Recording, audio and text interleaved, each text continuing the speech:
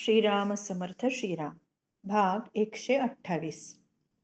नेवाशाहून पुढे वाटचाल सुरू झाली. सकाळी अन्नी काटोपून चौघेजण पायवाटेनी चालायला लागले. श्रावण महिना, सगळीकडे हिरवगार झालं होतं. डोंगरावर हिरवळीचे गालीचे घालावं तसं दिसत होतं. मधूनच एखादी हलकी सर यायची, मधूनच ऊन पडायचं. त्या निसर्ग सुंदर वातावरणामध्ये चालताना आगळाच उत्साह वाटत होता. दारणव स्वामींच्या मनामध्ये ज्ञानेश्वरीच रेंगाळत होती. भावपूर्ण स्वरात ते म्हणाले, गीतेवर अनेक टीका आहेत, त्या ज्ञानेश्वरीच सर्वश्रेष्ठ आहे. याचं कारण ज्ञानदेव कोमल हृदयाचे महाकवी, तितकेच श्रेष्ठ तत्वज्ञ आणि पुन्हा अध्यात्मातील पूर्ण अनुभूती घेतलेले आत्मानुभवी. ज्ञानदेव जे जे सांगतात तो त्यांचा स्वतःचा अनुभव आहे. त्यांची प्रत्येक अनुभूती काव्यरूप घेऊनच शब्दामध्ये प्रगट होते. म्हणूनच ज्ञानेश्वरी म्हणजे तत्वज्ञान, मधुर काव्य आणि आत्मानुभव यांचा त्रिवेणी संगम आहे. असा ग्रंथ भारतवर्षामध्ये आजवर झालेला नाही आणि यापुढेही होईल असं वाटत नाही. व्यंकटेश शास्त्री म्हणाले, मला एक कोड आहे. ज्ञानदेव म्हणजे प्रखर वैराग्याचा मूर्तिमंत पुतळा, ब्रह्मज्ञानी. मग त्यांनी विरहिण्या का रचल्या? काही विरहिण्यामधील शृंगार तर संस्कृत शृंगार काव्याला सुद्धा मागे टाकेल असा आहे.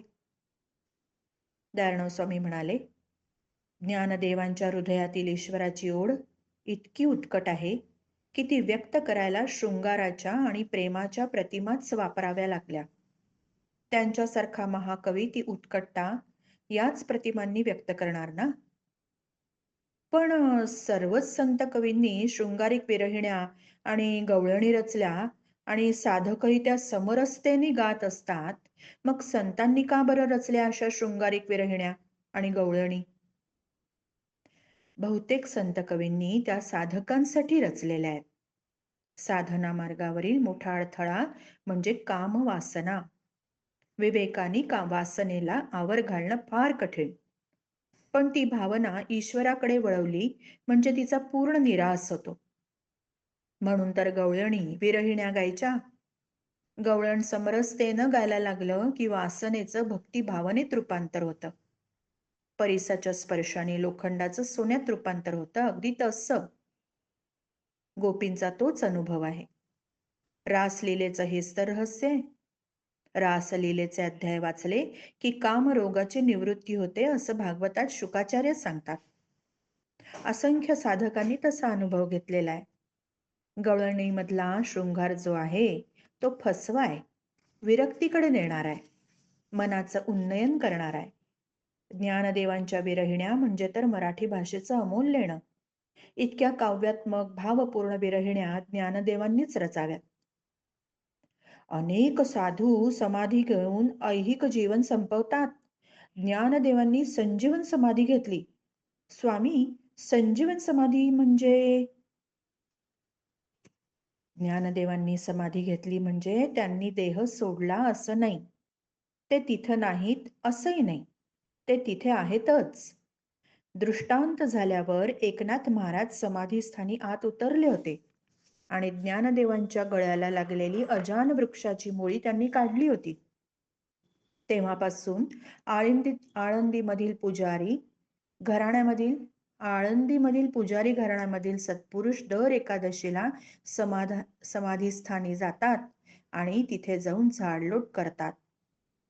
ते सांगतात, ज्ञानदेव ध्यानस्थ बसलेले आहेत, तसेच तेजपुंज टवटवीत दिसतात. स्वामी, हा चमत्कार केवढा मोठा आहे नाही? अन्न पाणी काही नाही, खेळती हवा नाही आणि तरीही ज्ञानदेव तसे तेजपुंज टवटवीत ध्यान करत बसलेले दिसले. यात चमत्कार वगैरे काही नाही. काही योग प्रक्रिया असतात, त्यांच्याद्वारे प्राण स्थिर केला म्हणजे अन्न पाणी घ्यावं नाही लागत. शरीर विकल नाही होत, देहाला रास असा नाहीच. थोर योगी पुरुषांना ते अभ्यासाने जमू शकतं. ज्ञानेश्वर महाराज योग प्रक्रियेने तशी समाधी लावून बसलेत. ते तिथे आहेतच. जगाच्या कल्याणाकरता ज्ञानदेवांनी समाधी लावलेली आहे. हृदयातून तेज लहरी प्रसृत होत आहेत, दाही दिशांना पसरतायत. म्हणून तर आजही ज्ञानदेवांची वाणी ऐकू येते आणि त्यांचं दर्शनही होतं. अनेकांना झालंय. अशा ज्ञानदेवांसारख्या महात्म्यांच्या पुण्याईवरच तर हे जग चाललंय. धर्मभावना टिकून राहिलेली आहे. बोलता बोलता ज्ञानदेवांच्या आठवणीने धरणस्वामी एकदम भावाविष्ट झाले. जागीच उभे राहिले. डोळे अर्धवट मिटलेले, शरीर निस्पंद, मुखावर दैवी तेज, अंगातून जणू पांढऱ्या शुभ्र प्रकाश लाटा बाहेर पडतायत. त्यांच्या मुखमंडलाभोवती दिव्य तेजोवलय दिसायला लागलं. अंगांगातून सुगंध दरवळायला लागला. त्या दिव्य सुगंधाने सारा आसमंत दरवळायला लागला. वातावरणामध्ये एक दिव्य बेहोशी भरून राहिल्यासारखं वाटू लागलं. व्यंकटेश शास्त्री तर चकित होऊन पाहतच राहिले. उत्तम श्लोक बेभान झाले. दारणव स्वामींकडे एकटक पाहत जागीच खेळून गेले.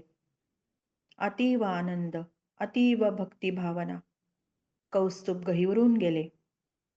दारणव स्वामींच्या दिव्य रूपाचं दर्शन आपल्याला घडतंय याची जाणीव होताच व्यंकटेश शास्त्रींच्या अंगावर रोमांच उभे राहिले. त्यांना वाटलं साऱ्या वातावरणात एका आगळ्या चैतन्याचा संचार झालाय. स्वतःच्या अंगांगात वीज खेळतीये. व्यंकटेश शास्त्री, उत्तम श्लोक, कौस्तुभ तिघेही अगदी मंत्रमुग्ध होऊन गेले. ते देव दुर्लभ दृश्य एकटक पाहत राहिले. आपल्या हृदयामध्ये स्वामींचं दिव्य रूप साठवीत राहिले. व्यंकटेश शास्त्रींनी विचारलं, स्वामी, काल आपण सांगितलं ज्ञानदेव आळंदीला समाधी लावून बसलेत. ज्ञानदेवांची समाधी कधीतरी उत्थान पावेल ना? ते सामान्य देहस्थितीमध्ये केव्हा तरी येतीलच की. दयाराम स्वामी हसून म्हणाले, मला ज्ञानदेव दिसतात ते सदैव समाधी अवस्थेतच. समाधी उत्थान पावलेले ज्ञानदेव माझ्या डोळ्यांसमोर येतच नाहीत. वाटतं ज्ञानदेव जन्माला आले ते समाधी अवस्थेतच, वाढले तेही समाधी अवस्थेत, आणि जगात वावरले तेही समाधी अवस्थेतच. देहात दिसत होते तेव्हाही ते देहात नव्हते. जगात दिसत होते तेव्हाही ते जगाचे नव्हते. मानव देहधारी दिसले तेव्हाही ते मानव नव्हते. घोर अडचणीच्या वेळी किंवा अतीव दुःखाच्या प्रसंगी सुद्धा ते पूर्णतः शांत निर्विकार असे होते. पूर्ण आनंदात सदैव होते. देहबुद्धी कधीच नाही. सदैव आत्मबुद्धीतच आहेत आहेत. आश्चर्यवत पश्यन्ति कश्चिदेनम, अशी ज्ञानदेवांची अवस्था आहे. कोटी कोटी जन्मांची पुण्य संपत्ती गाठी असेल किंवा ईश्वराचा विशेष अनुग्रह असेल तेव्हाच तेव्हाच ज्ञानदेवांसारख्या संतांचं दर्शन होतं. ज्ञानदेवांचा महिमा निवृत्तीनाथांच्या एका उद्गारात छान प्रगट झालाय. आळंदीला ज्ञानदेव संजीवन समाधी घेण्यासाठी निघाले. समाधीस्थानी उतरण्यापूर्वी त्यांनी गुरु निवृत्तीनाथांना वंदन केलं. तेव्हा निवृत्तीनाथ गहिवरले. वैराग्याचा पुतळा म्हणावा असे ज्ञानदेवांचा गुरु होण्याची सर्वार्थाने योग्यता असलेले निवृत्तीनाथ सुद्धा गहिवरले आणि डोळ्यात पाणी येऊन म्हणाले, असा भाऊ आणि असा शिष्य पुन्हा होणे नाही. निवृत्तीनाथांचे हे उद्गार अगदी यथार्थ आहेत. कारण ज्ञानदेव हे जन्मतःच माऊलींचं रूप घेऊन आलेले आहेत. निवृत्तीनाथांचंही तेच माऊली रूप आहे. निवृत्तीनाथ म्हणाले ते खरंच आहे. असा भाऊ आणि असा शिष्य पुन्हा होणे नाही. असा आत्मानुभवी कवी साक्षात्कारी संत पुन्हा होणे नाही नाही नाही. संत आणि कवी या रूपातही ज्ञानदेवांचं माऊलीचंच रूप पूर्णत्वाने प्रकट होतं. अशी माऊली पुन्हा होणे नाही. माऊली म्हणजे ज्ञानदेवच. ज्ञानदेव म्हणजे ज्ञानदेवच. ज्ञानदेवांना दुसरी उपमा सुचतच नाही. खऱ्या अर्थाने ते अनुपम्य आहेत. एकमेवाद्वितीय आहेत. ज्ञानदेवांबद्दल कितीही बोललं तरी अपुरंच आहे. चला झोपा आता सगळेजण. सकाळी लवकर उठून पुढे जायचंय ना. साऱ्यांनाच वाटत होतं दारणव स्वामींच्या मुखातून ज्ञानदेवांबद्दल आणखीन काही ऐकायला मिळावं. पण स्वामींची आज्ञा झाली म्हणून ते तसेच अंथरुणावर पहुडले. व्यंकटेश शास्त्रींच्या मनामध्ये ज्ञानदेवांचेच विचार होते. हृदयामध्ये एक अनामिक हुरहुर दाटून आली होती, पण ती कसली हेच कळत नव्हतं.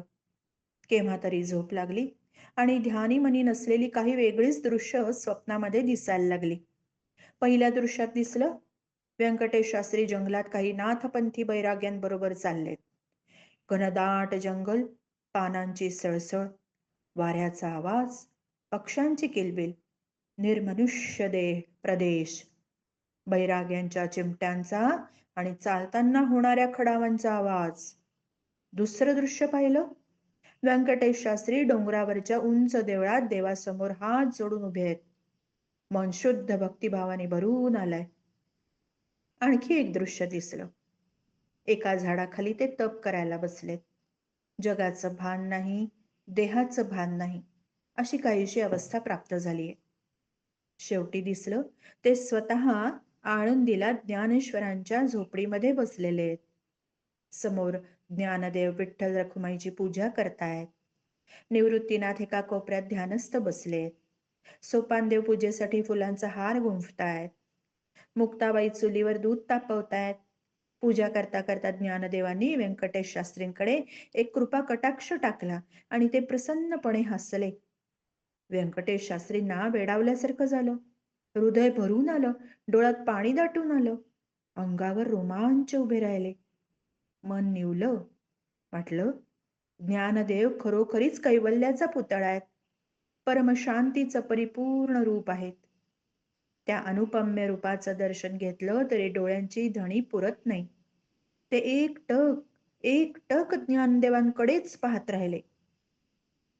दूर दूर कुठेतरी कोंबडा आरवला आणि व्यंकटेश शास्त्रींना जाग आली. डोळे उघडले तेव्हा दिसलं, समोर दयाळराव स्वामी उभेत. त्यांच्याकडे पाहून प्रसन्नपणे हसतायत. व्यंकटेश शास्त्री गडबडीने उठले, स्वामींच्या पायावर डोकं ठेवलं. पहाटे स्वप्नामध्ये ज्ञानदेवांचं दर्शन झालं असं निवेदन करणार तोच दयाळराव स्वामींच्या मुखावर गूढ हास्य तरळलं. ते म्हणाले, स्वामी हळूवार स्वरात म्हणाले, तुम्ही पाहिलं ते सत्य आहे. या तुमच्या पूर्वजन्मातील स्मृती आहेत. भारावलेल्या स्वरात ते म्हणाले, स्वामी, ही सगळी आपली कृपा आहे. आपल्या चरणांजवळ आसरा मिळाला. आता मला काही नाही, कोणतीही चिंता नाही, काळजी नाही, काही नाही. दयाळराव स्वामींनी अत्यंत प्रेमाने त्यांच्याकडे एक कृपा कटाक्ष टाकला आणि क्षणार्धात व्यंकटेश शास्त्री जागच्या जागी निस्पंद झाले. मन आत आत ओढलं जायला लागलं. बाह्य संज्ञा लोपली. देहाचं स्थळ काळाचं भान नाहीसं झालं. व्यंकटेश शास्त्री प्रगाढ समाधी अवस्थेत गेले. खूप वेळाने भानावर आले तेव्हा समोर उत्तम श्लोक आणि कौस्तुभ उभे होते. उत्तम श्लोक मृदू स्वरात म्हणत होते, तासभर होऊन गेला, केवढी प्रगाढ समाधी, पण आता प्रातर्विधी आवरायला हवे, पुढच्या वाटचालीसाठी निघायचंय ना. व्यंकटेश शास्त्री उठून आवरायला गेले. मनात एकच विचार होता, केवळ एका दृष्टिक्षेपाने प्रगाढ समाधी अवस्था शिष्याला देऊ शकतात असे समर्थ गुरु मला लाभलेत. केवढं सद्भाग्य माझं किती जन्मांचं पूर्वसुकृत असेल हे केवळ स्वामींनाच माहीत. श्रीराम समर्थ श्रीराम.